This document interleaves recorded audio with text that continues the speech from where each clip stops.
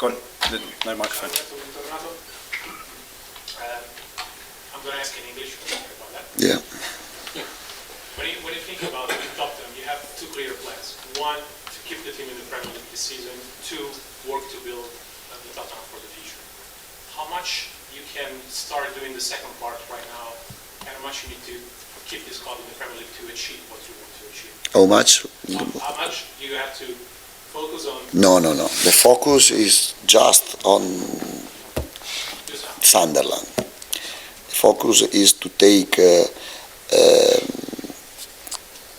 my focus on the game of Sunderland, and then Brighton, then Wolverhampton.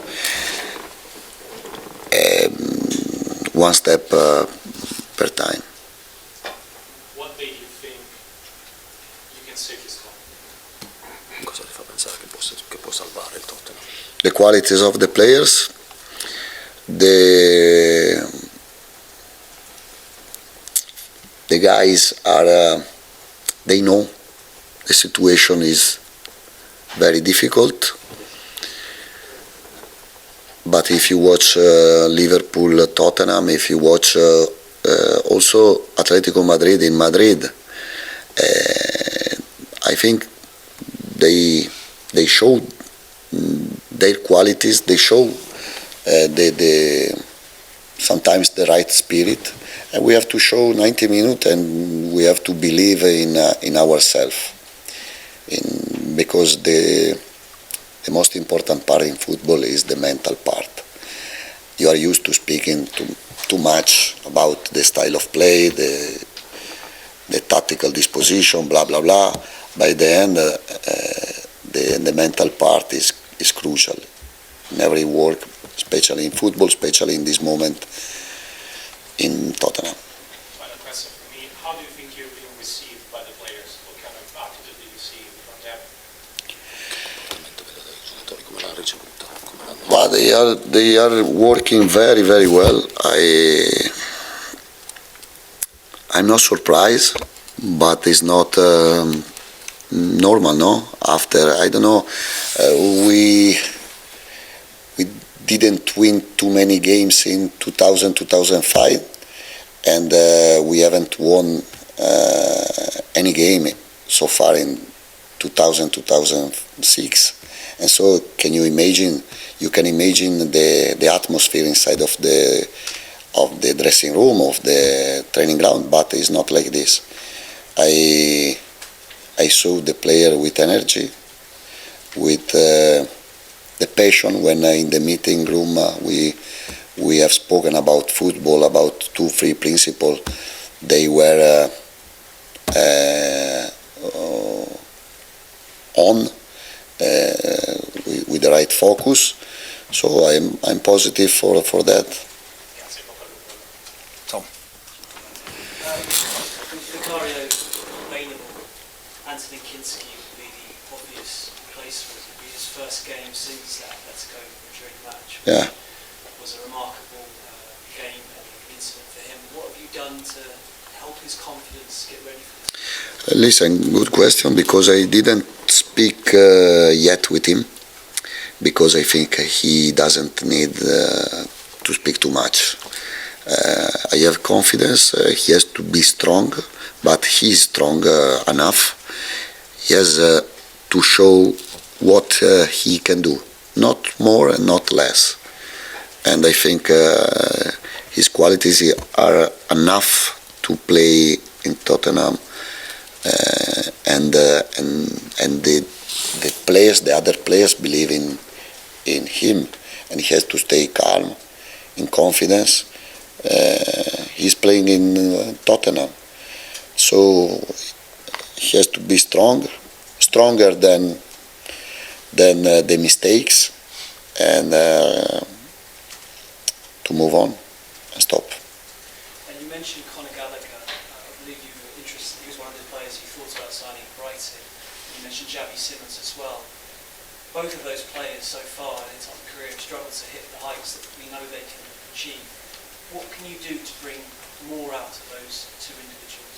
More? Fare per far ottenere giù fino a non hanno raggiunto il loro potenziale al Tottenham.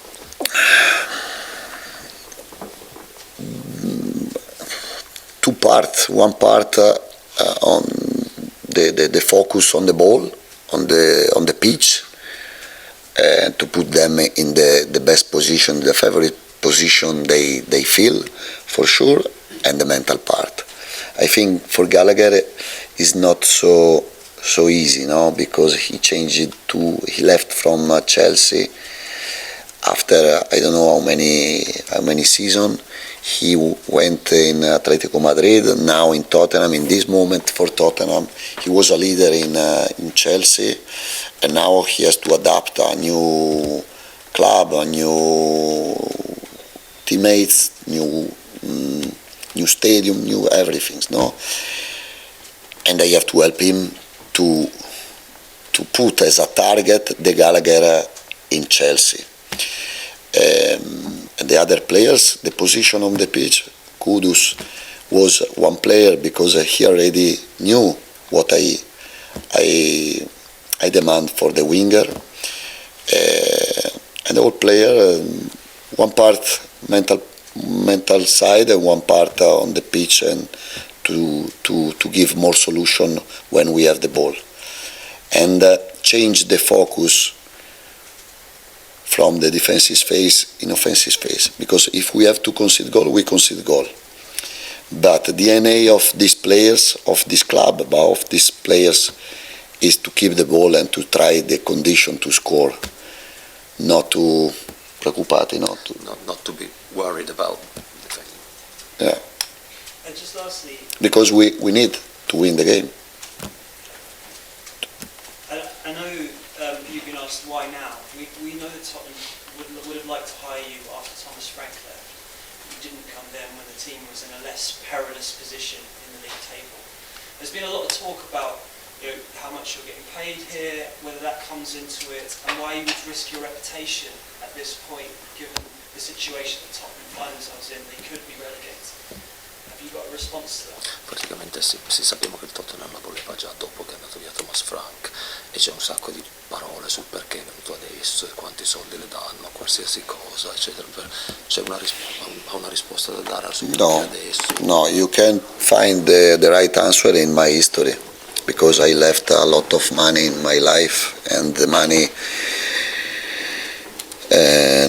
never changed my focus on my work.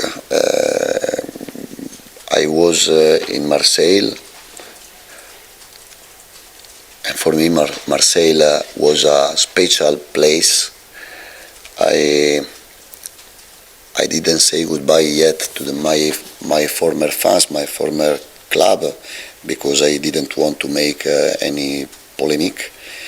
And in that moment was good to stay at home. For me, it's not a problem this situation for Tottenham. When you come in this club, you have not to decide depends on the situation in that moment. You have to be a longer vision. Normally now the focus is on this season, these 7 games, to keep Premier League, and then we will see. Can you give us an idea of what you have been doing for 10 days since you came? What has been, besides training, what has been happening for you? Cosa ha fatto negli ultimi 10 giorni, a parte allenare? Fare gli allenamenti? I have had a lot of individual meeting with the players. A lot. I spoke with all players. I analyze Sunderland, because after tomorrow there is a tough game, because Sunderland is playing a great season. Very good players and very good coach, and stop. I have no time to think to other things, just football, just meeting with the players, just to organize and to transfer and to find the right way, the best way to transfer my idea. 2, 3, not too many ideas, but 2, 3 ideas I want to see on the pitch from Sunday, and nothing. Can you tell us anything about one or two of your key principles, one or two things you want the players to do? After Sunday, I call you and I explain. Not necessarily tactical principles, but when... No, tactical with the ball.